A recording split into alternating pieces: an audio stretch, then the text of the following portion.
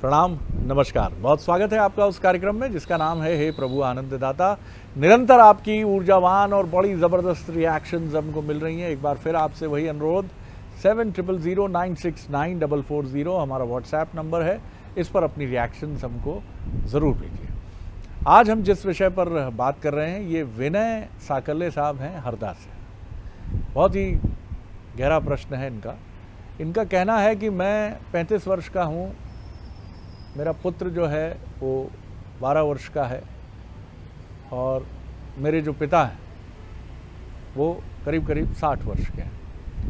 और एक बहुत सुयोग है कि मेरे दादाजी भी जो है वो संसार में हैं और वो करीब करीब 85 वर्ष के हैं। इनका कहना है कि अक्सर हम चारों पीढ़ी जब साथ बैठते हैं, दादाजी, पिताजी, पुत्र जी और पोते जी, तो बच्चा तो अभी 12 वर्षीय उतना नहीं समझ रखता है, लेकिन आधुनिक क्या है और पुरातन या पारंपरिक क्या है इसको लेकर बहस छिड़ती है। दादाजी का दावा रहता है कि जो पुरातन है वही अधुनातन है। पिताजी कुछ बीच में खड़े दिखते हैं, कहते हैं हाँ कुछ बातों से मैं सहमत हूँ, और कुछ जगह उनकी मौन असहमति झलक जाती है। और विनय साकल्य साहब का कहना है कि मैं कभी एकदम एक किनारे पे छिटक जाता हूँ कि दादाजी अब इन बातों का कोई औचित्य नहीं है, अब आज की परिस्थितियों के हिसाब से देखना होगा। तो दादाजी एक रहस्यमयी मुस्कुराहट के साथ उस बहस से अलग हट जाते हैं। तो विनय जी का कहना है कि ये मैं जानना चाहता हूँ कि ये अधुनातन और पुरातन, इसकी ये जो जंग है, तो क्या अधुनातन है और क्या पुरातन है? क्या ये हमारी सोच है जो कई बार गलत तरीके से जकड़ जाती है? क्या कुछ चीज़ें ऐसी हैं जैसे सूर्य हैं, सूर्य अब हमेशा पूर्व से निकलते हैं, पश्चिम में अस्त होते हैं, तो कुछ सनातन परंपरा में या किसी भी परंपरा में क्या कुछ ऐसी व्यवस्थाएं हैं जो कभी बूढ़ी नहीं होती, जो कभी जर्जर नहीं होती, जो कभी भी आप नहीं कह सकते कि वो अप्रासंगिक हैं, इरेलेवेंट हैं? बड़ा सवाल है ये। सवाल सुनकर मैं भी, क्योंकि ये हम में से कौन है जो ये कहता अरे मम्मी अब कहाँ ये चीज़ें पालन किया जाता है, लेकिन क्या उसका मर्म है गहरा? मर्म है तो वो है क्या? और क्या अधुनातन परंपरा के बीच में गहरे शोध, अनुशीलन, अनुसंधान की आवश्यकता है? क्योंकि तथ्य परकता जितनी होगी हम उसको उतना ग्राह्य करेंगे, उतना एक्सेप्ट करेंगे। आज इसी पर हम बात करेंगे। भगवत गीता के अध्येता, मानस वर्मा के हमारे विद्वान वक्ता, जिनकी व्याख्या हमारे जीवन को बहुत ही एक दिशा देने का काम करती है, प्रोफेसर डॉक्टर सुरेंद्र बिहारी गोस्वामी जी से हम इस विषय पर जानकारी लेने का प्रयास करेंगे। जी डॉक्टर साहब। सबसे पहले तो मैं साकल्य जी के प्रारब्ध पर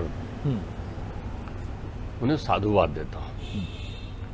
साकल्य जी का जीवन ऐसा है जिसमें 4 पीढ़ियां एक धुरी में बैठी हुई है, और इस दुर्लभ दर्शन को करने के लिए सृष्टि में केवल भारत भूधरा ही है जहां ये दृश्य दिख पाता है कि आप 4 पीढ़ी एक साथ बैठे हुए हैं। वो आपका 12 वर्ष का पुत्र अभी किशोरता को प्राप्त नहीं कर पाया है, लेकिन ईश्वर की कृपा रही तो आपके दादाजी शतायु होंगे और उसको भी एक छबीले रूप में देखेंगे, और हो सकता है 5वीं पीढ़ी भी देखें, क्योंकि ये जो विधान है प्रकृति का, ये गृहस्थ जीवन में इनके दिखती।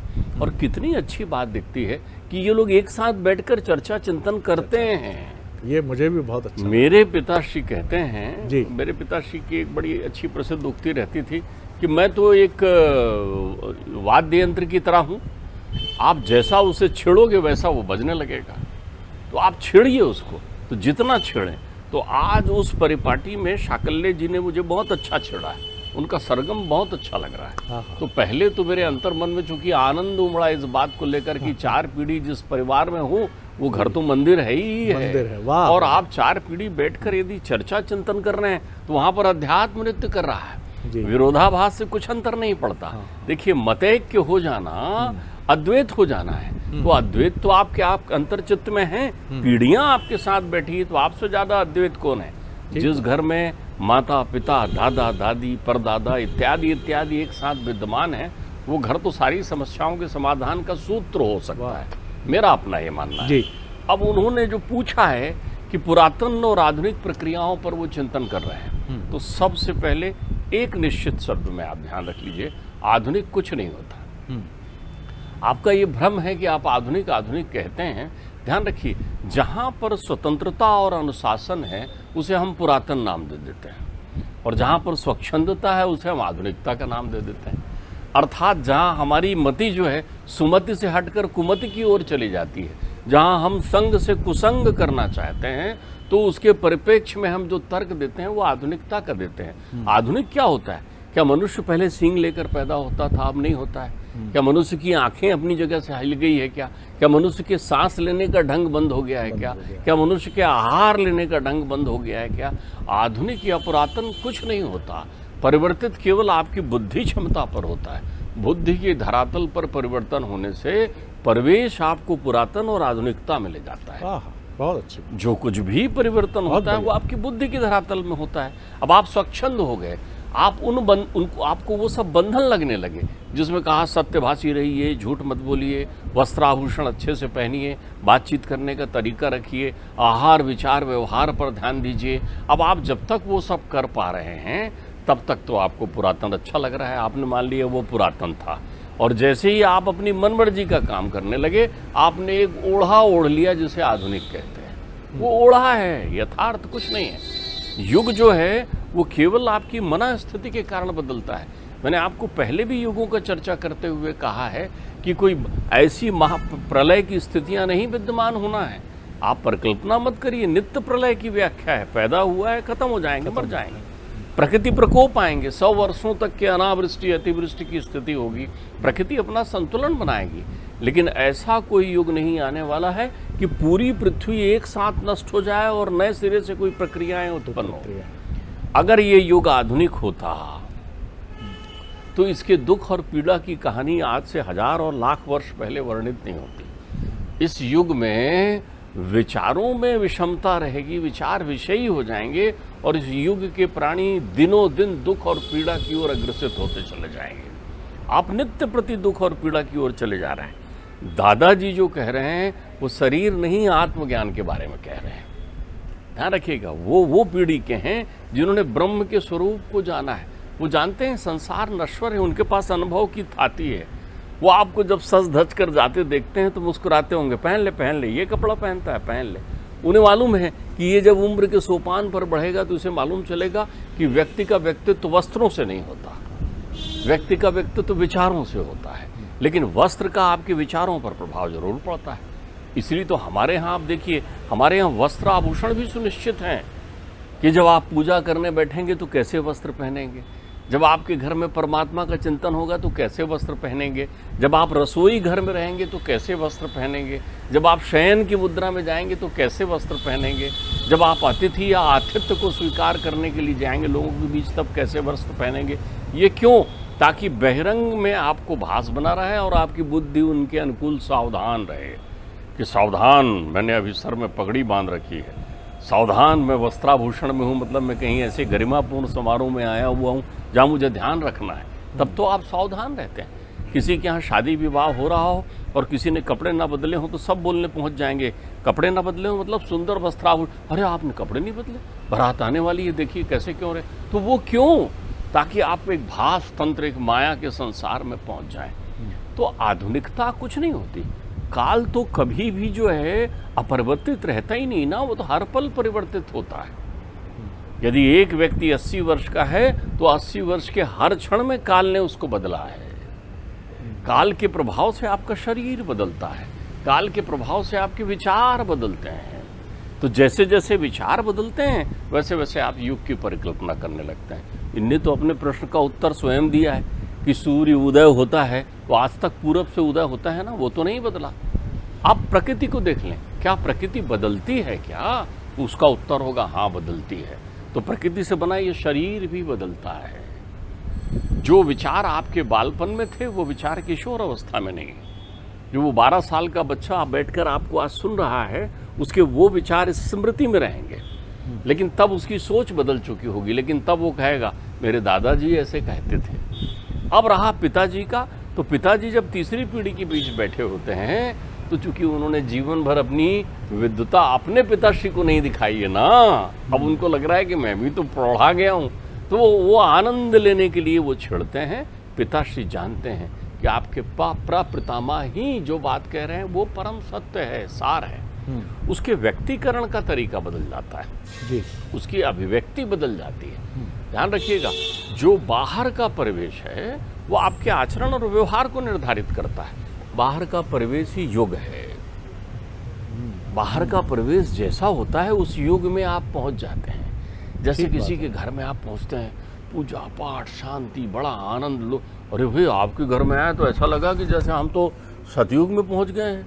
उनसे मिलो तो ऐसा लगता है कि बिल्कुल साक्षात जो है गीता वहाँ उपलब्ध हो गई, नित्य कर रही है। तो गीता तो अपनी जगह ही रखी हुई है, किसी के यहाँ धूल खाते हुए रखी हुई है, किसी के यहाँ पूजा हो रहा है और किसी के यहाँ लोग पढ़ रहे हैं। गीता वही है, युग वही है, कालो नहीं आता वह में हो जाता। समय थोड़ी गुजर रहा है, हम गुजर रहे हैं उस समय से। समय तो यथावत है। आपको लगता है कि हमारे बचपन में ये होता था, आप फिर से बचपन में पहुंच गए हैं, जो दावा कर सकते हैं कि अब बचपन में नहीं होता है। आज भी बचपन में वो होता है, लेकिन अब आप देख रहे हैं बचपन वहाँ चले जाते हैं जहाँ परिवेश का अंतर है। आपका बचपन गांव में था, गांव में उपलब्ध संसाधन जो थे उस संसाधन में आपने अपने बचपन की कल्पना की थी, और आप उस बचपन को शहर की उन श्रृंखलाओं में ढूंढने जाते हैं। तो बचपन तो वहाँ भी है, अनुभूति तो वहाँ भी है, लेकिन वहाँ संसाधन जो उपलब्ध हैं उसके अनुरूप बचपन है। आपके बचपन में कीचड़ की सड़कें थी, लेकिन जब आप शहर के बचपन में पहुँचते हैं तो वहाँ कीचड़ की सड़कें नहीं हैं। तो भाव तो वही है, वहाँ भी ताथैया ताथैया करता है कन्हैया। जो गांव में करता था कन्हैया, वो शहर में भी ताथैया ताथैया करता है। तो आधुनिकता जो है स्वच्छंद विचारधाराओं की परिणति है। रहा सवाल, अगर आप पुरातन युग से आज के युग की परिकल्पना करेंगे, हम बहुत पीछे हैं। तभी उन्होंने हमारी पीड़ा और दुखों के बारे में बताया था। तब वो वेद लिखते समय कभी मैं तो बड़े अपने युवाओं से कहना चाहता हूँ कि सबसे पहले तो आप श्रवण की संस्कृति पर विश्वास करना शुरू करें और थोड़ा सुने। भले चाहे वो गांव के पंडित जी आपको कोई कथा सुना रहे हो, उस कथा में आपका मन न लग रहा हो, लेकिन वो क्या बोल रहा है उसको सुने। आप अच्छा इंटरप्रिटेशन कर लेंगे उसका। आप सुने तो वो पाप पुण्य शुभाशुभ के इत्यादि के बारे में कह रहे होंगे, लेकिन आप तो इतने अच्छा व्यक्त करते हैं। आज के युवा तो किसी भी शब्दों को जब मीमांसा करते हैं तो कितना बढ़िया करते हैं। ठीक बात। आप किसी युवक को छेड़ के देखिए। मैंने एक गूगल गुरु के शिष्य को छेड़ा तो उन्होंने मुझे पृथ्वी की दूरी और मंगल और चंद्र की ऐसी ऐसी विशेषताएं बताई, और सब विशेषता बताकर जब वो रुके तो मैंने कहा, हम तो आपको शुरू से कहते थे ना कि मंगल लाल है। हम तो शुरू से आपको कहते थे ना, जब आप मंगल में नहीं पहुंचे थे। हमने आपको चंद्रमा की जो विशेषता बताई थी वो पृथक तो नहीं बताई थी ना। तो पुरातन युग में आज आपको प्रक्षेपास्त्र का उपयोग करना पड़ता है। आज आप मोबाइल का उपयोग करते हैं, मोबाइल से एक से बात करते हैं दूसरे से। उस समय तो हमारे ऋषि ध्यान मग्न होते थे, न जाने उनके पास क्या विधा थी, वो स्मरण करते थे। जैसे ही वो स्मरण करते थे दूसरे ऋषि वहाँ प्रकट हो जाते थे। तो ये कौन सी पद्धति थी? तब उनको परमाणु बम छोड़ने के लिए, आपके आज परमाणु बम छोड़ने के लिए इतना समय थोड़ी लेना पड़ता था। वो तो निहत्थे निकले हुए हैं घर से बाहर, उन्हें दिखा रही आफत आ गई है, क्या करना है। एक तिनका उठाया, उस तिनका उठाकर उसमें कोई साउंड प्रेषित कर दिया मंत्र के द्वारा, और वो परमाणु बम बन गया। वो तिनका छोड़ दिया आपने। वो विशिष्ट लक्ष्य का भेदन करता था। तो अभी तो हम नहीं पहुंचे हैं ना।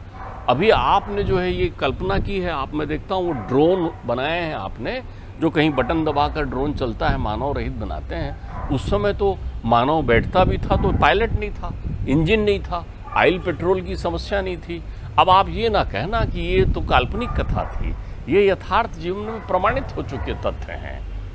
तो हमारे सारे पुरातन वो कह रहे थे कि कलिकाल में मनुष्य स्वार्थी हो जाएगा, प्रत्येक घर में अशांति रहेगी, मतभेद हो जाएगा, व्यक्ति स्वार्थी हो जाएंगे।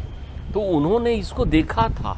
इस पीड़ा से ही नारद जी बेचैन होकर गए थे नैमिषारण्य में। इस पीड़ा से बेचैन होकर कि सनकादिक ऋषियों के पास गए थे। आपने कभी समझा नहीं कि ऋषि पंचमी क्यों मनाते? हमारे यहाँ तो ऋषियों की पूजा भी होती थी। आपने गुरु की तो पूजा कर ली, गुरु पूर्णिमा मना लिया, तो ऋषियों की कब करेंगे? तो हम लोग ऋषियों का पूजन करते थे उस दिन, उसको ऋषि पंचमी कहते थे। पंचमी को ही पूजन होता था। क्यों? वो 5 भूतों के विशेषज्ञ थे, प्रत्येक अवयवों का विश्लेषण कर लेते थे। वो अग्नि को शुद्ध कर लेते थे, वो वायु को शुद्ध कर लेते थे, वो धरती को गंध को शुद्ध कर लेते थे, शब्द स्पर्श रूप रस गंध इन सब को कर लेते थे। ऋषि त्यागी होते थे। अब त्याग का अर्थ समझिए, पुरातन और भौतिकता में कितना अंतर है। भौतिकता में आप कहते हो नहीं नहीं मेरा धन के प्रति कोई मोह नहीं है, मैंने त्याग कर दिया। तो उससे पूछो क्या धन है तुम्हारे पास? धन नहीं है, अंदर में छुपा हुआ है, चाहत मिले तो रख लो, है नहीं और उसको त्याग कर दिया आपने, ये त्याग पूरा नहीं हुआ। ये त्याग आपकी बात से डॉक्टर साहब एक बड़ा सुंदर विचार मन में आया कि मनुष्य ने अपनी शोषण की व्यवस्था से भेदभाव को जन्म दिया, जिसको हमने शायद परंपरा भी मान लिया। जबकि आप सनातन परंपरा में देखें तो ईश्वर ने ये विभेद नहीं किया कि कौन देव है कौन दानव है। जिसने तप किया उसको यथा योग्य उसकी मनोवांछित चीज प्रदान की ईश्वर ने। देखिए, आपने बहुत अच्छी बात कही जी। ईश्वर ने भेद नहीं किए है, ईश्वर ने अपने स्वरूप बनाए। वो तो अकेला था ना, चुपचाप बैठा हुआ था। हमारे यहाँ तो वर्णन है कि वो जो पादार विंदे अपने अंगूठा चूसते हुए जो है बाल मुकुंद के स्वरूप में, जिसको मृकंड ऋषि के पुत्र मार्कंडे ने देखा था, सारी सृष्टि उसके उदर में थी। और उन्होंने कहा भाई मैं अकेला हूँ, मुझे बहुत सा होना है। तो उन्होंने अलग अलग रूप लिया। तो उनके जो रूप हैं उसके अलग अलग स्वरूप हैं। उसने इनका ही आनंद लिया है। उनको लगा ऐसा ना बनूं कि जो बहुत सुदर्शन बन जाऊं, तो मनुष्य बन गया सबसे सुंदर सृष्टि, 9वीं सृष्टि। उन्हें लगा मैं वृक्ष बन जाऊं, उन्हें लगा मैं पतंगा बन जाऊं, उन्हें लगा मैं सींग वाला मनुष्य भी बन जाऊं, उन्हें लगा मैं गोरा बन जाऊं, उन्हें लगा मैं काला बन जाऊं। तो जितने भी तत्व थे उन्होंने अपना अपने स्वरूप का प्रदर्शन किया है। हम भेद नहीं करते, ये हमारी दृष्टि का भेद है। अध्यात्म कहता है कि सारे प्राणियों में चेतना एक ही है। जो चींटी में है वो हाथी में है, उसी चेतना के कारण वो संचालित हो रहा है। चेतना का भेद नहीं है, लेकिन आपको अपने व्यवहार में भेद करना ही होगा। आप सबके साथ समरूप नहीं हो सकते। जैसे आप पिता से बात करते समय एक दूसरे स्वर का उपयोग करते हैं, दादा से बात करते दूसरे स्वर का उपयोग करते हैं। जो जरा अवस्था की ओर अग्रसित हो जाते हैं उनके साथ तो आप बालपन में बात करने लगते हैं, मिठास के साथ बोलने लगते हैं। तो ये सर्किल जो चल रहा है, आपको शेर दिख गया तो आप शेर के साथ वो प्रेम नहीं दिखा सकते जो गाय के साथ दिखा रहे हैं कि चलो इनके गले में हाथ फेरे, हमारा बीपी कम हो जाएगा। वहाँ जाते ही आपका बीपी जो है वो बढ़ जाएगा, कम नहीं होना है आपको। तो संसार सृष्टि की भेदात्मकता स्थिति से आप आधुनिकता या पुरातन की परिकल्पना नहीं कर सकते। तो मैं आपसे निवेदन ये कर रहा था कि उन लोगों ने इन स्थितियों को समझा था, ऋषियों ने इन स्थितियों को जाना था। जब उन्होंने इन सारी चीज़ों को ध्यान रख लिया तो ऋषि ने एक सूत्र निकाला। उन्होंने कहा कि संसार में चाहे जिस भी परिवेश में आपकी बुद्धि हो, आप त्यागी बने रहिए। प्रत्येक व्यक्ति यदि ऋषि बन जाएगा तो उसके पास सत्यासत्य का अन्वेषण करने की बहुत अच्छी क्षमता आ जाएगी। त्यागी वो कहलाता है हो और छोड़ दें। मेरे आसपास बहुत मित्र हैं लेकिन मैं मित्रों से दूर हूँ, अकेला नहीं हूँ क्योंकि वहाँ कुसंग की संभावना है, मैं उनसे दूर हूँ। मेरे पास बहुत सारा धन है लेकिन मैं वो धन दे रहा हूँ लोगों को, मुझे मालूम है ये धन यहीं छोड़ जाना है। मैं इष्ट मित्रों को सबको सहयोग कर रहा हूँ, संभल कर रहा हूँ। तो ध्यान रखिए, आधुनिकता का अर्थ जो मैंने देखा भौतिकता में, आप किसी भी भौतिकता ढले आदमी से पहुंच जाइए, वो आपको पुरातन कब कहेगा। आप उसे रोकिए आहार आचार विचार के बारे में, आप उससे कहिए कि झूठ मत बोलना, क्या पुरातन स्थिति लेके बैठे हो। आप उसको कहिए कि आप मर्यादा में रहिए, वो आपको कहेगा क्या आप वो ईमानदार नहीं है। नैतिकता को खो देना आधुनिकता नहीं है। बिल्कुल ठीक बात। तो पुरातन यदि नैतिकता को थामे हुए है तो आप रोज नैतिकता की जड़ों को तोड़ करके कहें कि अब मैं आधुनिक हो गया हूं। आधुनिक अगर आप नैतिकता विहीन हो रहे हैं तो आधार विहीन हो रहे हैं आप। तो जीवन में जब तक आधार है, जो आपका आधार है, जो आपकी बुनियाद है, वही पुरातन है, वही परंपरा है। आप कहेंगे ये बेकार है तो फिर आपका अस्तित्व तो खत्म हो जाएगा, क्योंकि उसी आधार से तो आप उठे हुए हैं। धरती ना रहे और आप खड़े रहें, ये संभव नहीं है। यही सबसे महत्वपूर्ण बात है। कुछ उदाहरण से समझने की कोशिश करें आप भी इसको। कि आधुनिकता का क्या ये अर्थ है कि आप चिकित्सक के पास जाएं और वो आधुनिक रॉ में बहकर कहे कि क्या करेंगे, बीमारी का उपचार कराकर निकलिए, अब बहुत हो गया, संसार कोई रहने की जगह है क्या। सेना की आप बात कर लीजिए कि साहब ईश्वर ना करे किसी देश की सेना मद्यपान करके तमाम बॉटल्स लेकर युद्ध करने पहुंचे। अब जब तक है मन पिएंगे उसके बाद लड़ेंगे। आप कहिए यही आधुनिकता है साहब। पुराने समय में होता था अनुशासन क्या कभी बदला? 10वीं शताब्दी का अनुशासन सेना का 2022 में भी है। पहली शताब्दी में सेना का जो अनुशासन था वो 10वीं में भी था और वो आज आप कह दीजिए 21वीं सदी के बाद भी है। तो क्या बदलता है? हाँ, आप ये कहेंगे स्त्रियों को स्वतंत्रता नहीं थी, उनका शोषण था, तो ये शोषण है, ये आधुनिक होने की या पुरातन होने की जंग नहीं है। शोषण की मानसिकता आज भी है, वो पुरुष के विरुद्ध भी है, स्त्री के विरुद्ध भी है, समाज के विरुद्ध भी है। जो एकाधिकारवादी वृत्तियां रखते हैं वो हमेशा से ऐसे रहे हैं और उनके खिलाफ जंग करने वाला भी यही मनुष्य। कबीर को क्या आप आधुनिक नहीं मानेंगे? तुलसीदास जी जब अवधि में रामचरितमानस लिखते हैं और संस्कृत के विरुद्ध अनायास ही एक बहुत बड़ा उसको युद्ध मान लिया जाता है, तो तुलसीदास खड़े होते हैं ना। लेकिन आधुनिक और पुरातन की जंग के तौर पर तो आप इसको नहीं देखेंगे। कुछ एकाधिकारवादी लोग हैं, दरअसल हम इन्हीं एकाधिकारवादी लोगों को पुरातन मान लेते हैं, जबकि पुरातन जैसा तो शायद कोई शब्द ही नहीं है। पुरातन सिर्फ एक रुग्णता है, एक सोच है, एक खराब मलिन मनोवृत्ति है। जी, इसको आप देखिए, इसमें एक अच्छा आपको सुनते हुए मैं एक परिभाषा बना रहा था। जहाँ चमक है, जहाँ आकर्षण है, आप उसे आधुनिक मान लेते हैं। लेकिन जहाँ चमक नहीं है, लेकिन जो अपना है, उसको आप पुरातन मान लेते हैं। जैसे हीरा आपके पास रखा होगा, हीरा सदा के लिए है, वो आपका अपना है, तो आपके अंतर्चित्त में है, तो आपको वो अपना लगता है, तो आपको लगता है ये पुरातन है। आपको बाहर के वो कांच प्रभावित करते हैं। देखिए, जो विचार से आप परिचित नहीं हैं, वो प्रारंभ में आपको आकर्षित करते हैं बड़े सुंदर रूप में। मुझे यहाँ पर एक बड़ा अच्छा सुंदर व्यंग्य याद आ रहा है, जो कभी किसी काल में मेरे किशोर पुत्र ने मुझे सुनाया था, और उससे सुनकर मुझे लगा था कि कैसे हमारा आकर्षण प्रतिलोम दिशा में होता है, जबकि हम अनुकूल पथ के पथिक हैं, अपनी श्रेष्ठता को हम भूल जाते हैं। उनने कहा कि साहब, मृत्यु को प्राप्त करने के बाद कुछ अच्छे सज्जन लोग जो हैं वो ऊपर स्वर्गलोक की ओर गए। जब स्वर्गलोक के प्रवेश द्वार में गए तो उन्होंने बगल के द्वार में खूब जोर का शोर देखा। वहाँ डीजे बज रहा था, नाच गाने हो रहे थे, बहुत सारी चीज़ें चल रही थी। उन्होंने बगल में देखा कि साहब वहाँ फिल्म भी चल रही है, टीवी भी लगा है, डीजे भी बज रहे हैं, खूब शोर है, जबकि यहाँ परम शांति थी, आनंद महक आ रही थी, एक सुगंध। उनने पूछा ये किसका द्वार है? उनने कहा ये नरक का द्वार है। बोले ये स्वर्ग का द्वार है। बोले यहाँ आपको कैसे लगेगा? जैसे आपने खुद के घर में लगता है, आनंद लगेगा, आपको जीवन की सारी वो तृप्तिवर्धक चीज़ें मिलेंगी। बोले वहाँ ये नहीं मिलेगा। बोले उधर आप ध्यान मत दीजिए, आप तो अपने घर जाइए। बोले नहीं, आप बताइए क्या कोई ऐसा ऑप्शन है, कोई विकल्प है कि मैं इसको छोड़ के वहाँ जाना चाहूँ? बोले तुरंत है, आप दस्तखत करिए। उनसे दस्तखत लिया, बोले इस गेट से चले जाइए।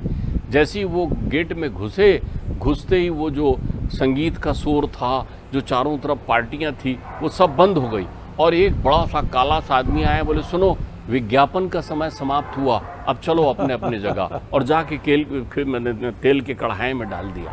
तो वैसे ही क्या है कि आप अपने आप को जब अनुभूत नहीं करना चाहते और बहिरंग चीज़ें आपको आकर्षित करती है, तो आप समझ लीजिए तब आधुनिकता की प्रक्रिया है।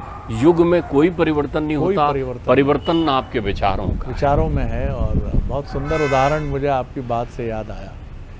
विवेकानंद एक बार राजस्थान के एक राजा, जो उनके बड़े अनुयायी थे, उनके दरबार में नगर की एक गणिका, जिसको नगर वधू या इस तरह के नामों से हम जानते हैं, बड़ा सुंदर स्वर था उसका। तो सभा में वो भगवान का एक भजन सुनाने के लिए उद्यत हुई और उसकी बड़ी इच्छा थी कि विवेकानंद जी उसको सुने सभा में। विवेकानंद जी को जब ये पता चला तो उन्हें बड़ा संकोच हुआ कि मैं एक गणिका को, एक नगर वधू को सुनने के लिए सन्यासी हूँ, मैं कैसे बैठूँ वहाँ सभा में। उन्होंने इनकार कर दिया। लेकिन उस गणिका को बहुत पीड़ा हुई और वो शोक में डूब गई, क्योंकि मन जो है, मन की निर्मलता तक हम अक्सर नहीं पहुंच पाते। हम स्वरूप में उलझ जाते हैं, जैसा हमारे विद्वान वक्ता कहते हैं। हम व्यक्ति के व्यवसाय को देखते हैं, उससे उच्चता और निम्नता देखते हैं, इससे हम बहुत सारे वर्गीकरण कर लेते हैं, जाति में उलझ जाते हैं, पेशे में उलझ जाते हैं। ऐसा ही शायद विवेकानंद जी के साथ हुआ। लेकिन जो भी बात हुई हो, उस गणिका ने एक ऐसी ही टिप्पणी की कि शायद मैं जिस काम से जुड़ी हूँ वो अस्वच्छ हो सकता है, उससे घृणा या उससे नाराज़गी स्वामी जी को हो सकती है, लेकिन मेरे मुख से निकलने वाला जो प्रभु की कीर्ति का भजन है वो तो निर्मल है। उसको सुनने में विवेकानंद जी को क्या आपत्ति है। जब ये बात विवेकानंद जी को पता चली तो वो लज्जित हुए और वो फिर सभा में उपस्थित हुए और उस भजन को उन्होंने सुना।